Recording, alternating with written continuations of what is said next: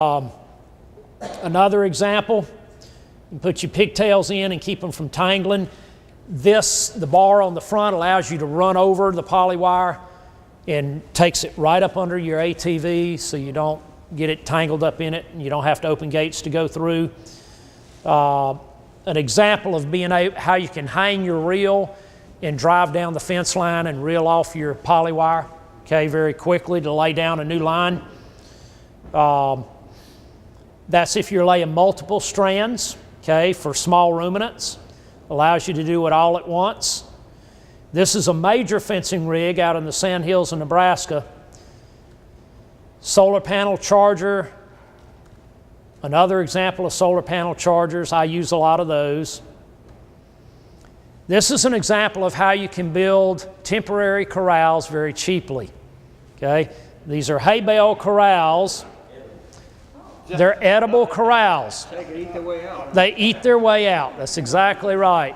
You work the cattle and they eat their way out. But this is a very quick and easy way to build a temporary. We've done it out of round bales. Okay, round bales work well also. All right, fencing. This is just an example of how to move them, set up and move multiple times a day. Okay, that's a bat latch. How many people have heard of that? That's a timed release. You put a bungee gate on it. It has a bolt. Set the time that you want the bungee gate released, and the cattle will move themselves into the next paddock.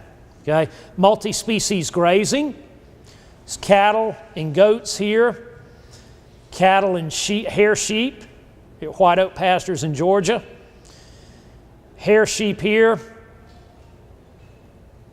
That's hair sheep in the Sand Hills of Nebraska there. That's our guard dogs. Okay, with sheep, you got to have guard dogs. Goats, pastured pigs,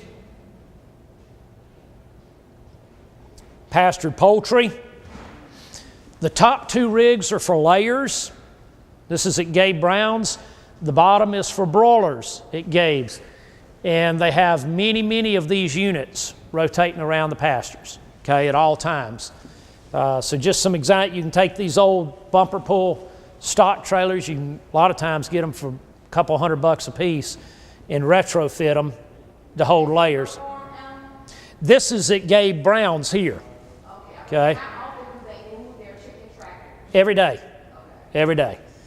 All right, and then you can have multi-species of poultry on the pastures. You can have the chickens, the turkeys, the ducks, geese, all of that same time. This is hugel culture and chaos gardening. Okay. Hugel, that's what they bury that. Yeah, they bury logs and cover them with soil and compost and all that. And as the logs decompose, it becomes new soil. Works extremely well for creating raised bed gardening. And we call it chaos gardening because instead of planting, we just throw out seeds of everything all together and let it all come up together. Okay, so it's called chaos gardening. Yes? Yesterday I went to Shroomgum, and that's Kugel gardening. Look at the size of that sweet potato. Oh my gosh. That's in Kugel gardening. Oh my gosh. That's unbelievable. This is growing no-till potatoes like I told you about earlier at Gabe's. Okay, we just pull back the hay, there's the potatoes. Okay, easy to harvest, no digging. Water management, just have plenty of water available. Control cattle access. You can have portable water sources that you see here. This is laying pipeline installation with risers and couplers to have temporary water. This is a temporary water rig. Okay, that's what it looks like. Another temporary rig, you can move from paddock to paddock. Another temporary rig, it's easily moved. Degree of finish, okay, now different people like different degrees of finish. We market to restaurants, they like a very high degree of finish, but life is a matter of perspective. So, you know, you may want leaner cattle versus fatter cattle. Our customers like the highly marbled cattle. All right, so what is a finished animal? When you look at these cattle, you're going to look at the top line, tail, head, ribs, flank, heart, girth, and brisket. For a lot of fill and finish. You don't want to be able to see bone processes, sharpness, anything like that. Very smooth, a lot of fill in the brisket. That's what a brisket on a finished animal should look like. Deep and distended, okay? You should see pones of fat around the tail head of a finished animal. Okay, now why is finish important?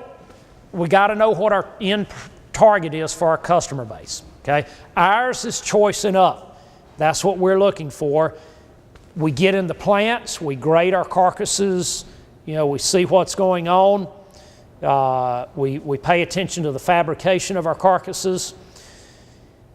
And this is some of our product, okay? This is 100% grass-fed, grass-finished, no grain ever. Okay? Do you see what that carcass is stamped? Some of it's genetics too. Yeah, it's genetics and finishing combined. Remember the genetics we talked about at the beginning. It's stamped USDA prime. That's 100% grass-fed. We're averaging 20 to 30% primes with every load now on grass feds. That's prime. That's prime. Okay? So we're averaging 84% USDA choice and up on grass fats. Okay, is what we're averaging now. Because a high quality eating experience is what we're after. Okay?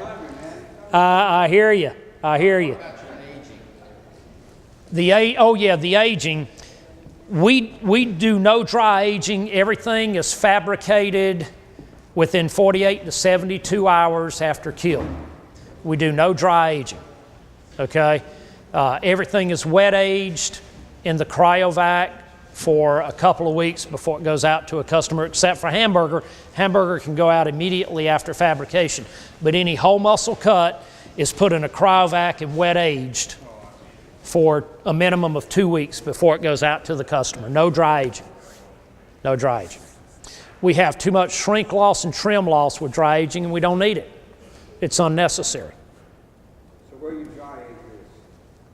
Do what? I'm sorry, where do you wet age this? In our coolers. Oh, so you, okay. Yeah, in our coolers. I'm trying to think of a way. My customers leave them hanging in the thing hanging in the cooler for a week, then they cut them. Right. They would have to put them in the refrigerator for a week, wouldn't they, if they did it the wet age? In the cryovac. Now, nothing wrong with dry aging if you're doing direct marketing like y'all are doing. So don't get me wrong, okay? Nothing wrong with dry aging. But you have to be careful with it, because the longer you dry age, the more shrink loss you have, the more trim loss you have, and the more you have to trim up very well, or you're going to have musty flavored beef. Okay? His comments this morning about 7 days and 10 days would be right on. That's fine. That's fine. Yeah. How much no longer? Right. Now, the American Royal, which is the largest livestock show in the U.S., started 3 years ago a steak competition, and they have 2 divisions. They have a grain-fed division and a grass-fed division.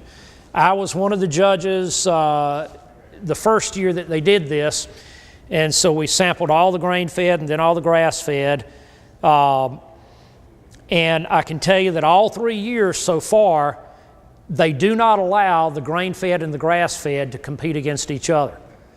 If they had, the grass-fed would have won, because the grass-fed samples each year had the highest scores in all categories versus the grain-fed. Okay? So, yeah. And then that's our conference next year, September 2015, in Michigan. And this is what it's about, building for our kids and grandkids. If you're interested, Teddy Gentry and I wrote a book that's called Before You Have a Cow. And it covers the basics of the genetics, of the forage finishing, of the soil microbial population building, and all of that type of thing. They're $15. So if you want one, you're welcome to them.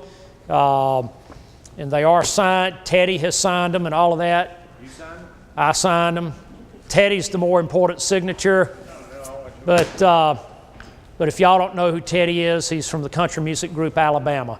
But Teddy is also a huge proponent of multi-species and grass-fed beef production and that type of thing, and does an excellent job.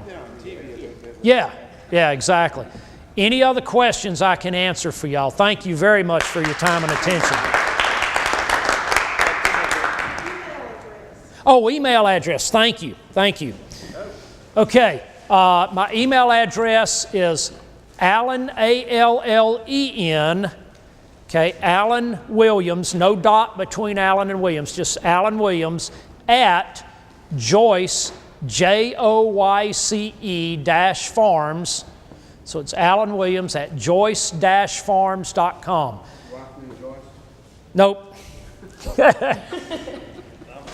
So send an email to me, and